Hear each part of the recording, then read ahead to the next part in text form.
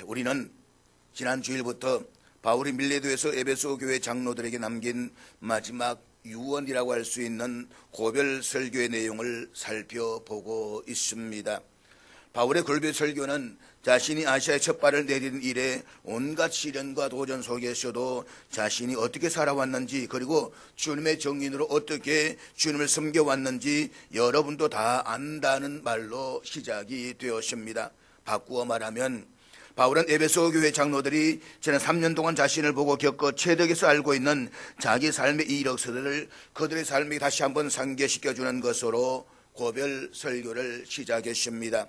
그것은 자신이 떠난 뒤에 아시아 전역에 흩어져 있는 그리스도인들을 위해서 에베소 교회 장로들이 자신처럼 그렇게 살아주기를 당부하기 위함이었습니다. 살아가면서 바울처럼 누군가에겐가 자기를 본받으러 말할 수 있는 사람이 과연 얼마나 되겠습니까? 그러나 이것은 바울이 교만에 쓰이거나 스스로 완전하다고 생각했기 때문이 아니었습니다. 바울은 수많은 환난과 고통 속에서도 주님만을 바라보고 또 주님을 위해서 헌신했던 자신의 삶을 성도들 하여금 본받도록 촉구한 것입니다. 사랑하는 여러분, 오늘 우리 시대의 비극과 슬픔은 말씀이 없는 것이 아닙니다. 오히려 말씀은 듣고자 하면 언제든지 들을 수 있는 정도로 지천에 넘쳐나고 있습니다. 오늘 우리 시대의 비극은 바울과 같이 삶을 통해 모범을 보여주는 위대한 스승을 찾아보기가 어렵다는 데에 있는 것입니다. 말씀의 단절이 아니라 모본의 단절이 문제인 것입니다. 사람들은 날이 갈수록 진리를 머리로만 알고 있을 뿐, 입으로 말할 뿐, 이것을 삶의 현장에서 실천할 능력을 잃어가고 있는 것입니다. 그렇지만 잊지 마십시오. 바른 신앙은 알미 아니라 삶입니다. 말씀의 진리를 결코 머리로만 안다라고 해서 되는 것이 아닙니다. 왜냐하면 말씀의 진리는 곧 생명의 진리이기 때문입니다. 그렇기 때문에 예수님께서는 항상 모범을 먼저 보이신 후에 너희도 이와 같이 행하라 라고 말씀을 하셨던 것입니다. 그러므로 모범이 단절된 우리 시대에 진정한 말씀과 진리의 모범을 되살림으로써 살아있는 가르침을 통해서 이 시대를 변화시켜 나가는 저와 여러분이 다 되시기를 주의 이름으로 축복합니다. 오늘 본문은 에베소 교회 장로들에게 행한 바울의 고별 설교의 두 번째 부분으로서 장차 받게 될 결박과 환난에 대한 바울의 계획과 각오를 잘 보여주고 있습니다. 그렇다면 결박과 환난이 기다리고 있는 예루살렘을 향하는 바울의 각오는 무엇입니까? 첫째로 자신은 성령에 매여서 간다는 것입니다. 본문 21절 말씀 같이 보도록 하겠습니다. 보라, 이제 나는 성령에 매여 예루살렘으로 가는데 거기서 무슨 일을 당할는지 알지 못하노라. 에베소를 떠난 지 약 1년여 만에 다시 만나게 된 에베소 교회 장로들을 보는 순간 자신의 장례를 예감하며 작별을 구하는 바울로서는 말로 표현하기 어려운 북받쳐 오른 감동의 순간이었을 것입니다. 사실 예루살렘을 최종 목적지로 삼은 것은 바울이 원래 원했던 바가 아니었습니다. 그의 본래 계획은 예루살렘에 가서 마게도냐와 아가야의 모든 지역의 교회들이 모금했던 구제 헌금을 전달해 준 이후에 자신의 목회 본거지인 수리아의 안디옥으로 귀환하는 것이었습니다. 그런데 마게도냐를 둘러서 오는 동안에 여행의 최종 목적지가 수리아의 안디옥에서 예루살렘으로 바뀌었습니다. 우리가 앞서 살펴보았듯이 바울은 마게도냐와 아가야 각 교회들로부터 모금한 구제 헌금을 전달하기 위해서 고린도에서 곧장배를 타고 예루살렘으로 가려고 했습니다. 그것이 가장 빠르고 편한 길이었기 때문입니다. 그렇지만 고린도의 유대인들 가운데서 유월절을 맞아 예루살렘 순례를 떠나는 일부의 유대인들이 배에서 자신을 죽이는 음모를 꾸미고 있다는 사실을 알고서는 육로를 따라 약 600여 킬로미터에 이르는 마게도냐로 올라갔습니다. 그리고 자신이 이전에 복음을 전했던 베레아와 데살로니가 빌립보를 거쳐서 드로아로 갑니다.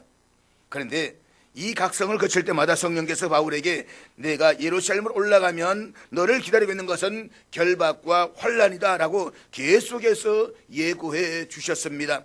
그리고 드로아에서 아소까지의 65km나 되는 먼 길을 혼자 걸으면서 자기 격리를 통해서 하나님과 독대하는 가운데 자신이 가야 할 최종 목적지가 예루살렘임을 확인했습니다.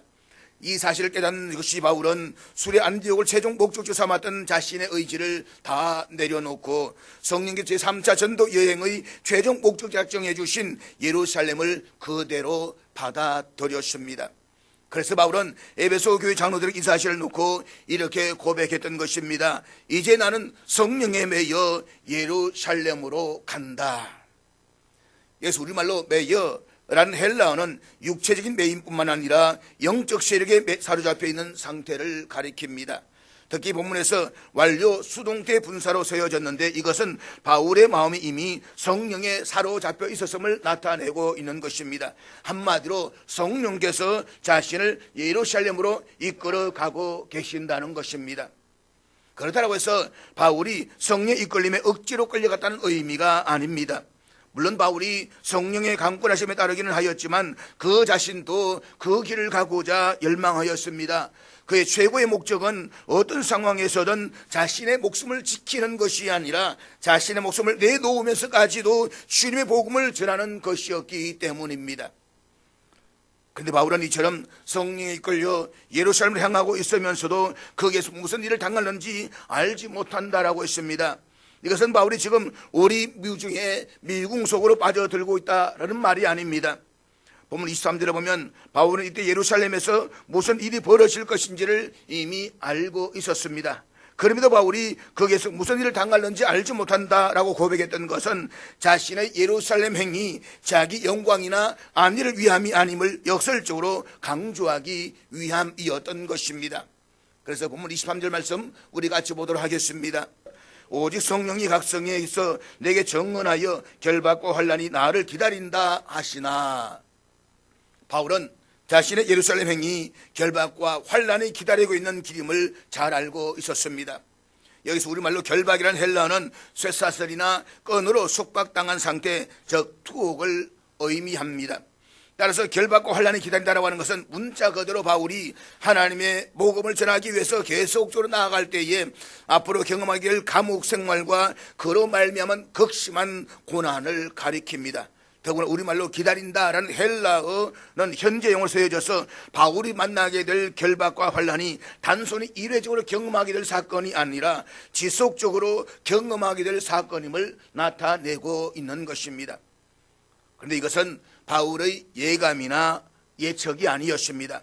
바울이 고린도를 출발해서 베레아, 데살로니가, 빌립보, 네아폴리, 드로아를 거쳐오기까지 각 성을 거칠 때마다 성령께서 되풀이해서 바울에게 정언해 주신 내용이었습니다.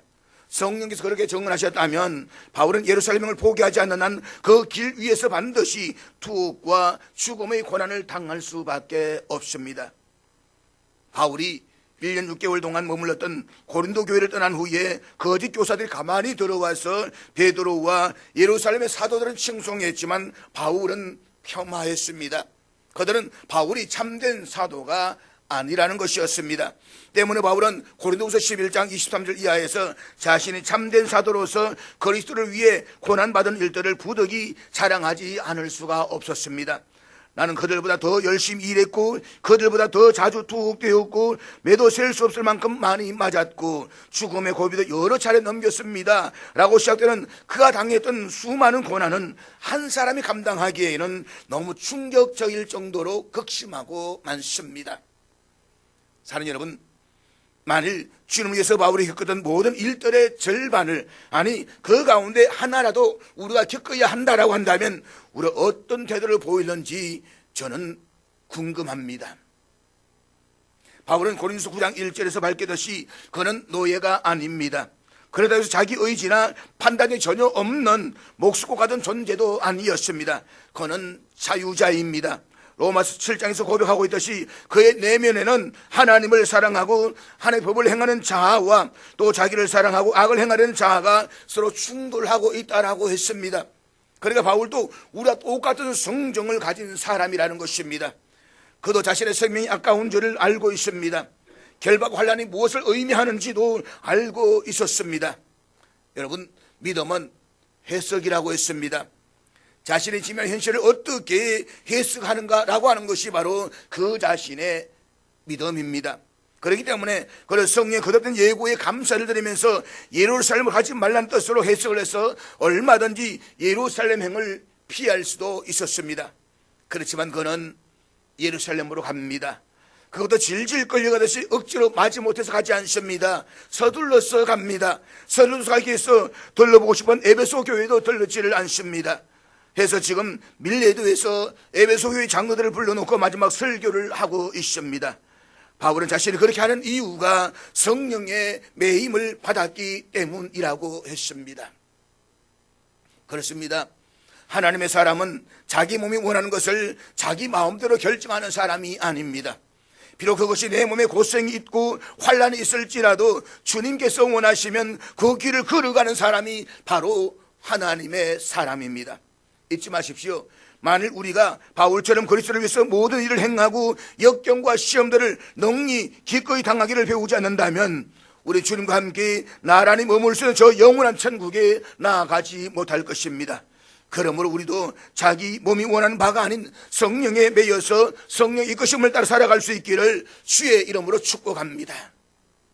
사랑하는 여러분, 결박과 환난이 기다리고 있는 예루살렘을 향하는 바울의 의연한 각오가 무엇입니까?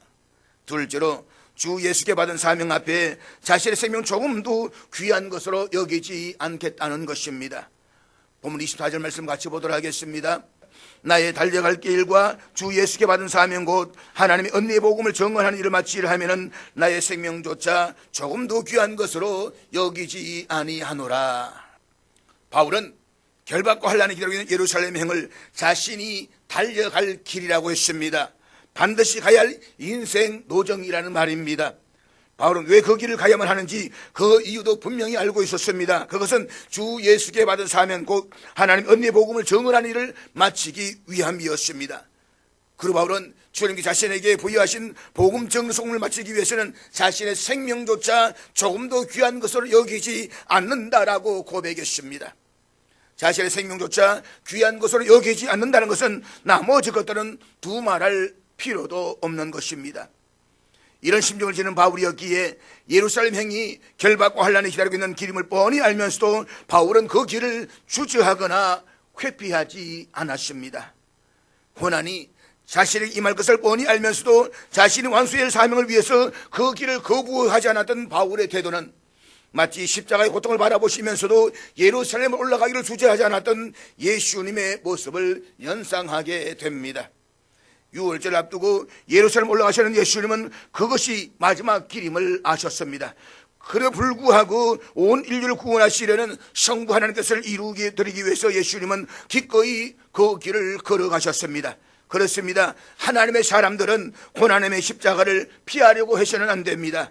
내가 고난의 십자가를 심으로써 교회가 유익하고 많은 생명 구원할 수 있다면 바울 같은 이 결단을 기꺼이 내려드릴 수가 있어야만 하는 것입니다.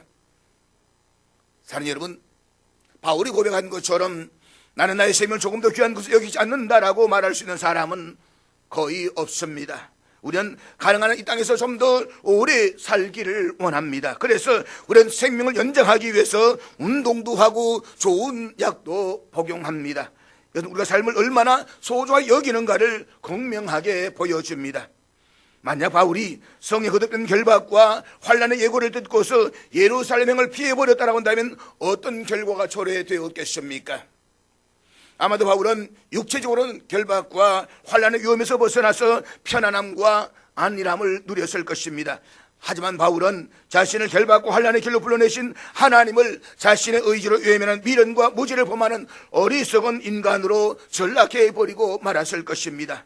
바울은 육체적으로는 안락한 여성을 누리면서 계속해서 하나님의 이름을 부를 수는 있었겠지만 그 바울을 통해서 로마 제국과 인류 역사를 새롭게 하시려는 주님의 뜻이 그를 통해 이루어지지는 않았을 것입니다. 그리고 주님의 이 고귀한 뜻은 주님의 부르심에 절대 순종하는 다른 사람을 통해서 이루어졌을 것입니다.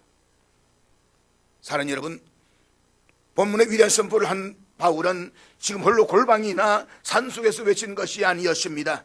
에베소 교회 장로들을 불러놓고 그들 앞에서 자신의 예루살렘 행이 결박과 환란이 기다리고 있는 길이기는 하지만, 그러나 그 길을 완주하기 위해서라면 자신의 생명조차 조금 더 귀한 것으로 여기지 않는다라고 공개적으로 선포했습니다.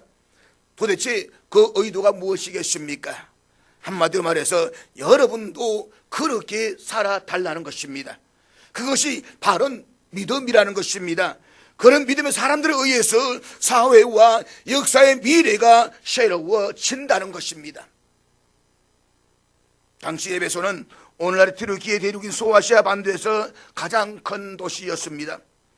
교통과 상급의 요충지에 고대 7대 불가사의 가운데 하나인 아데미 신전이 있어서 원근 각지에서 그 신전을 찾아오는 사람들로 인해서 에베소는 늘 사람들로 붐볐습니다. 우상과 돈, 향락과 패션의 유행, 그리고 온갖 볼거리와 흥미거리와 가득 찬 에베소에서는 주님께서는 당신의 자녀들을 불러내시고 당신의 종으로 세우셨습니다.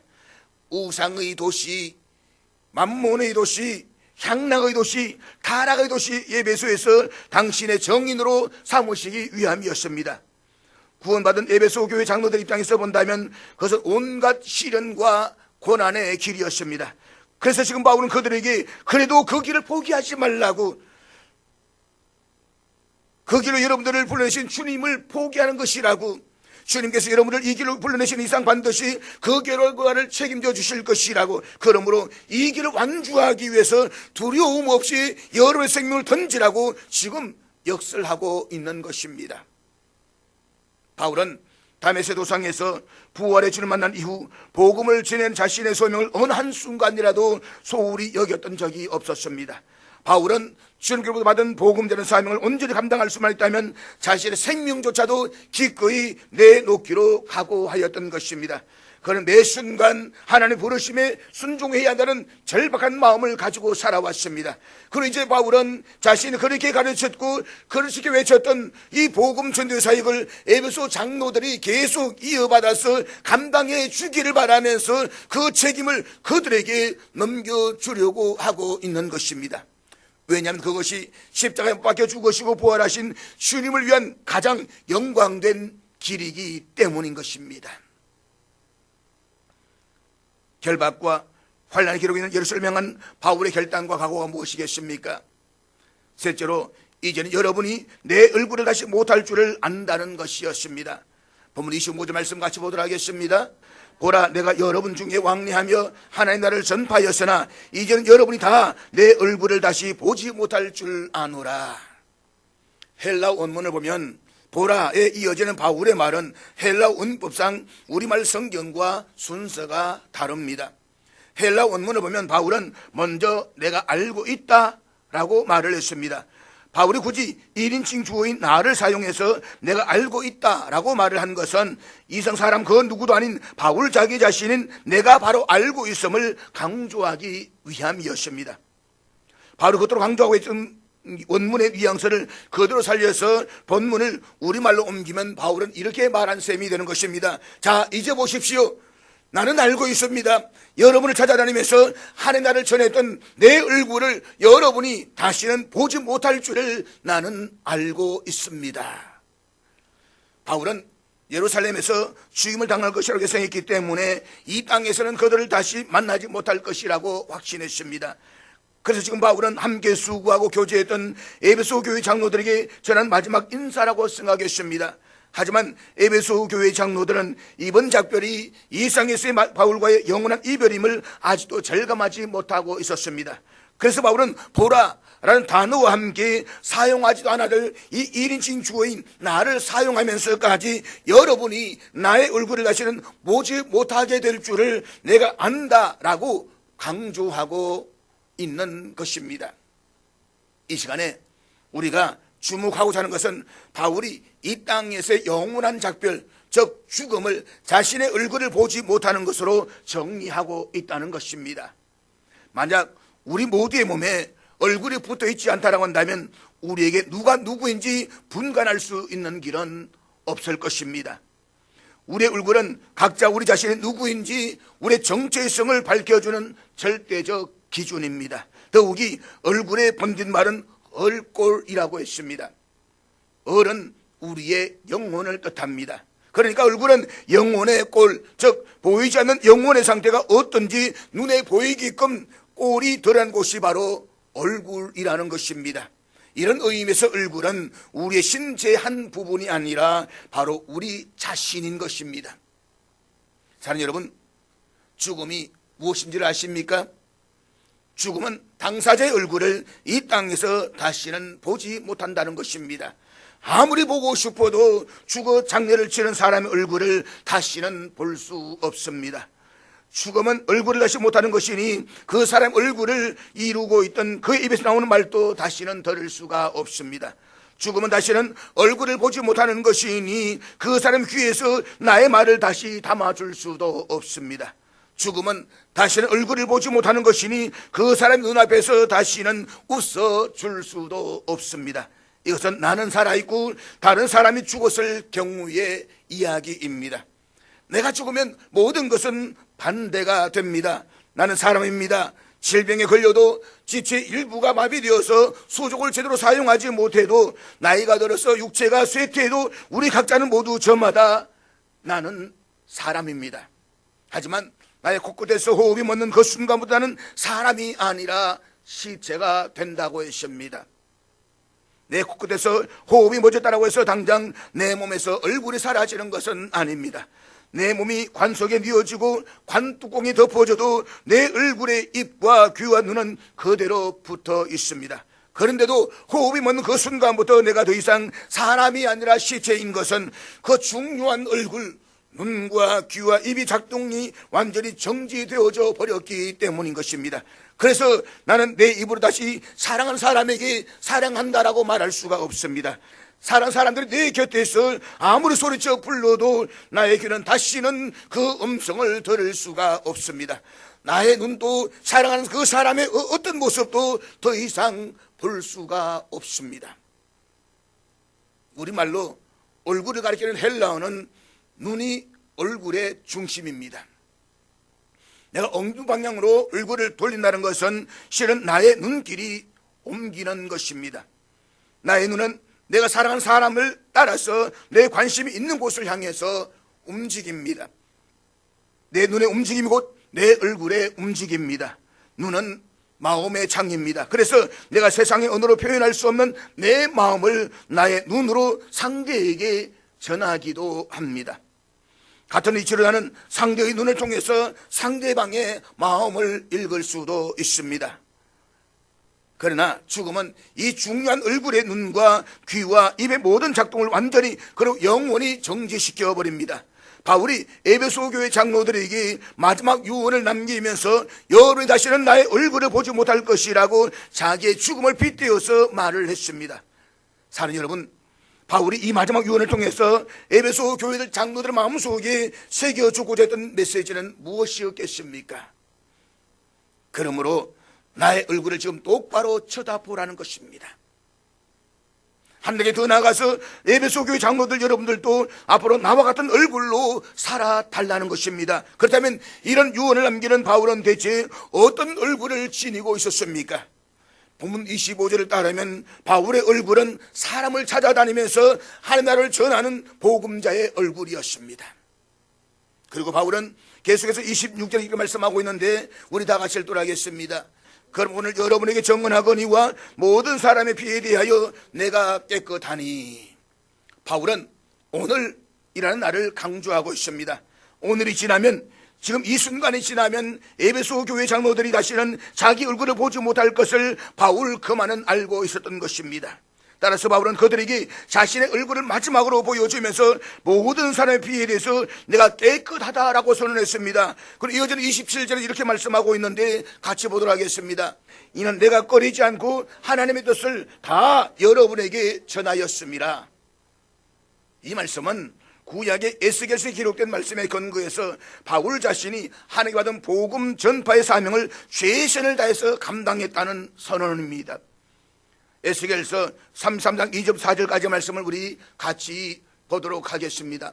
인자야, 너는 내 민족에게 말하여 이르라. 가령 내가 칼을 한 땅에 임하게 한다 하자 그 땅 백성이 자기들 가운데 하나를 택하여 파수꾼을 삼은 그 사람이 그 땅에 가리 임함을 보고 나팔을 불어 백성에게 경고하되 그들의 나팔 소리를 듣고도 정신 차리지 아니하므로 그 임 많은 가래 제거를 당하면 그 비가 자기의 머리로 돌아갈 것이라. 옛날 파수꾼의 역할은 참으로 지대하게 중요했습니다. 성 안에 있는 사람들의 생존이 파수꾼에게 달려 있었습니다.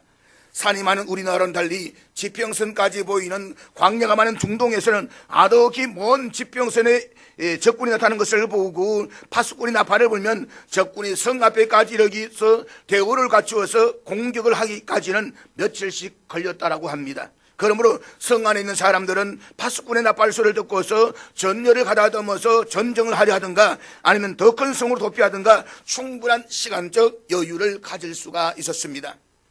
지평선에 나타난 적군을 파수꾼이 보고 즉각 비상나팔을 불었습니다. 그런데 성 안에 있는 군사와 사람들이 힘을 낮춰서 적군과 전쟁을 치르다가 패했거나 다른 성으로 도피하는 데 실패를 했다라고 할지라도 그것이 파수꾼의 책임일 수는 없습니다. 파수꾼은 비상나팔을 부는 자기 역할에 이미 충실했기 때문입니다. 그러나 지평선에 나타난 적군이 성 밑에까지 다가오는 동안에 파수꾼이 적군을 계속 쳐다보이면서도 비상나팔을 불지 않아서 성을 빼앗기고 성 안에 사람들이 죽었다라고 한다면 나라의 왕은 반드시 파수꾼에게 책임을 물을 것입니다. 그 파수꾼이 자기 사명을 경홀히 여긴 탓이었습니다. 이 사실을 에스겔 33장 7절에서 하나님께서 이렇게 말씀하시는데 우리 같이 읽도록 하겠습니다. 인자야, 내가 너를 이스라엘 족속의 파수꾼으로 삼음이 이와 같으니라. 그런데 너는 내 입의 말을 듣고 나를 대신하여 그들에게 경고할지어다. 이어지는 8절에서 하나님은 이렇게 말씀하십니다.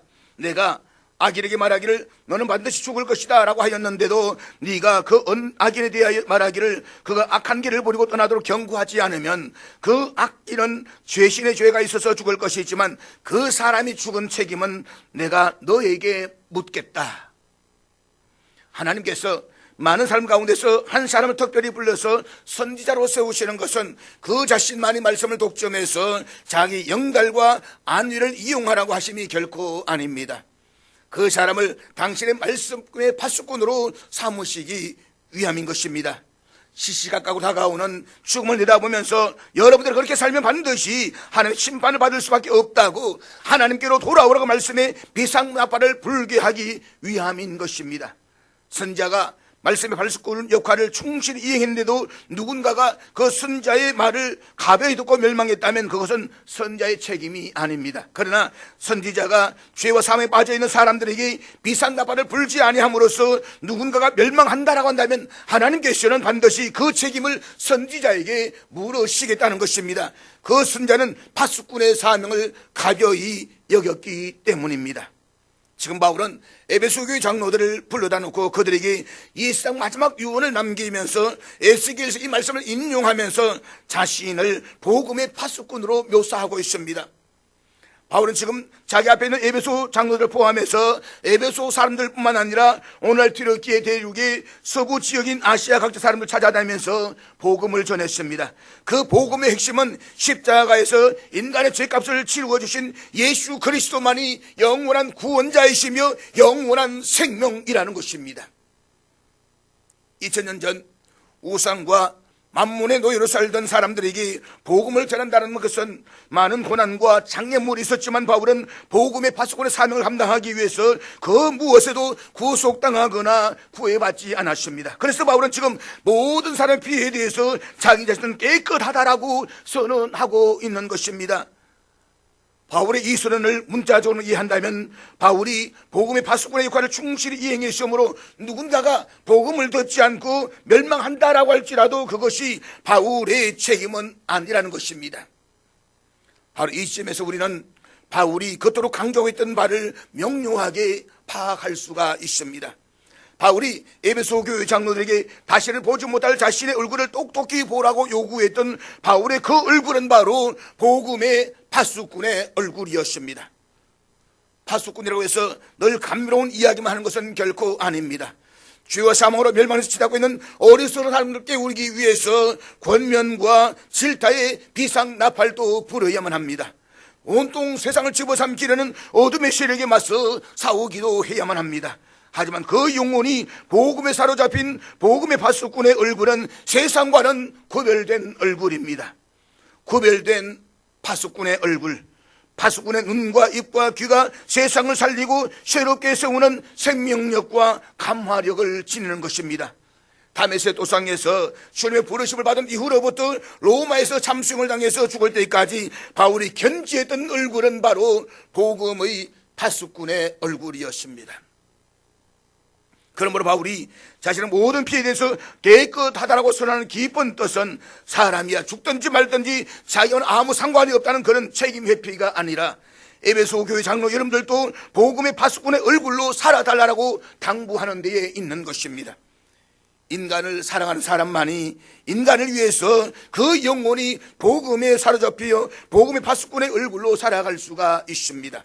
그리고 그런 사람이 살아생전에 두말할 것도 없고 코끝에서 호흡이 멎는 그 순간에도 후회 없이 하나님 앞에 설 수가 있습니다. 사랑하는 여러분, 죄와 사망의 올무에 빠진 우리를 구원하시기 위해서 이 땅에 오셔서 십자가를 지시고 못 박혀 죽으셨다가 3일 부활하신 예수님께서 저와 여러분 한 사람 한 사람을 핀셋으로 집어내듯이 불러내셨습니다. 복음의 파수꾼으로 삼으시기 위해서입니다. 그리고 오늘 본문 말 바울을 통해서 우리에게 지금부터 복음의 파수꾼의 얼굴로 살아갈 것을 명령하고 계십니다. 나 자신과 세상을 동시에 살리는 길이 거기에 있기 때문인 것입니다. 그렇다면 지금 우리는 대체 어떤 얼굴로 이 세상을 살아가고 있습니까? 세상의 욕망에 짓눌려 이그려진 얼굴입니까? 아니면 영혼이 복음에 사로잡힌 복음의 파수꾼의 얼굴입니까? 여러분은 코끝에 소음이 멎어서 이 세상을 떠난 뒤에 세상 사람들이 여러분을 어떤 얼굴로 기억해 주기를 바라고 계십니까? 죽음은 다시는 얼굴을 볼 수도 보여줄 수도 없는 것입니다. 그 시각은 남녀노소 빈부귀천을 막론하고 지금 이 순간에도 1초 다가오고 있습니다. 우리 모두 하나님 나라의 파수꾼이신 예수님 안에서 복음의 파수꾼의 얼굴로 살아가십시다. 그래서 이후에 이 땅에서 우리의 생명이 끝나는 그날 후회 없는 얼굴로 주님 앞에 서고 우리의 사랑하는 가족들과 주의 사랑하는 심령 속에 우리의 얼굴이 복음의 이정표로 살아남게 되기를 주의 이름으로 축복합니다.